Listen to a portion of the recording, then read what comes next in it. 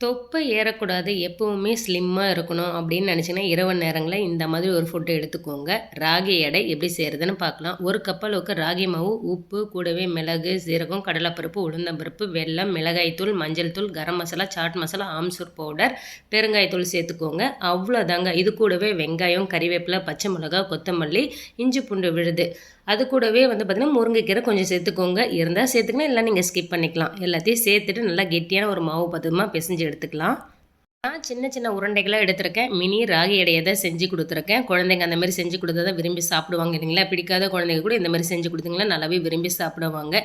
எப்போவுமே இரவு நேரங்களில் சாதம் எடுத்துக்காதீங்க. இந்த மாதிரி ராகி எடை, கொள்ளு எடை இந்த மாதிரிலாம் செஞ்சு சாப்பிடுங்க. கொஞ்சம் கூட தொழுப்பு ஏறாது, தொப்பை ஏறாது, உடம்பு ஸ்லிம்மாகவே இருக்கும். இரவு நேரங்களில் இந்த மாதிரி ஏதாவது ஒரு நவதானியங்களில் அடை செஞ்சு சாப்பிடுங்க. இல்லை கஞ்சி கூட காய்ச்சி கொடுக்கலாம். குழந்தைங்களுக்கு இந்த மாதிரி செஞ்சு கொடுங்க. ரொம்ப ரொம்ப நல்லது. ட்ரை பண்ணி பார்த்துட்டு நம்ம சேனலை மறக்காமல் சப்ஸ்கிரைப் பண்ணிவிடுங்க.